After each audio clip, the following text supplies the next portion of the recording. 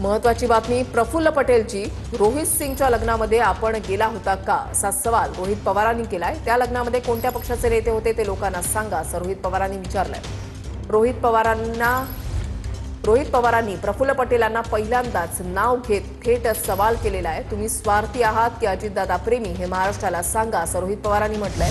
उद्या पत्रकार परिषद घेऊन स्पष्टीकरण द्याल ही अपेक्षा असल्याचं रोहित पवारांनी म्हटलंय। प्रमोद जगताप आमचे प्रतिनिधी या संदर्भातली अधिक माहिती देतील। प्रमोद, रोहित पवारांना नेमकं काय म्हणायचंय?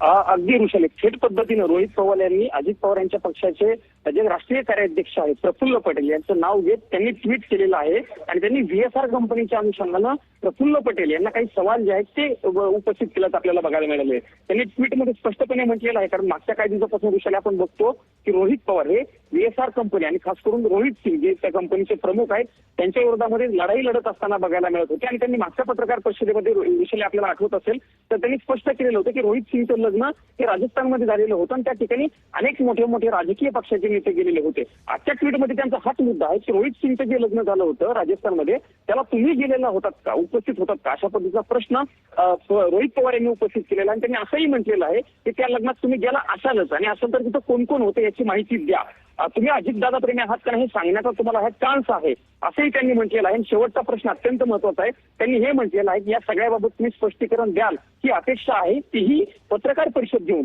असं रोहित पवार यांनी या ट्विटमधलं म्हटलेलं आहे। त्यामुळे एक प्रकारे प्रफुल्ल पटेल यांचा थेट पद्धतीनं व्हीएसआर कंपनीशी संबंध जोडण्याचा प्रयत्न रोहित पवार करतात की काय, हाही एक प्रश्न या ट्विटच्या निमित्तानं उपस्थित होतोय। त्यामुळे आता या सगळ्याला प्रफुल्ल पटेल कशा पद्धतीने उत्तर देतात हे बघणं महत्वाचं असणार आहे। वैशाली, जसं मी म्हटलं तसं की नक्कीच धन्यवाद प्रमोद दिलेल्या सविस्तर माहितीसाठी।